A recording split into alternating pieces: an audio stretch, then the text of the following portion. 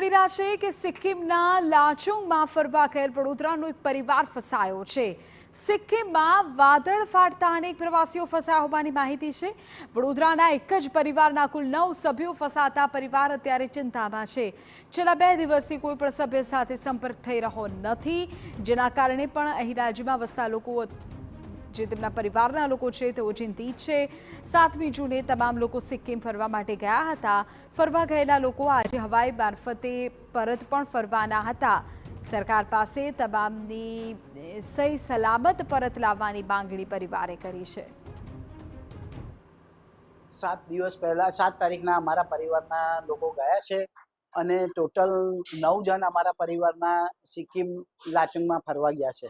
4 દિવસ પહેલા અમારે છેલ્લી વાત થઈ હતી અને જ્યારે આ ભૂસ્ખલન થયું ત્યાર પછી છેલ્લા 3 દિવસથી અમારે કોઈ એ લોકોનો કોન્ટેક્ટ છે નહીં અને અમે એમને બહુ પ્રયત્ન કરીએ છીએ સંપર્ક કરવાનો, પણ અમારે કોઈ જાતનો કોન્ટેક્ટ થતો નથી।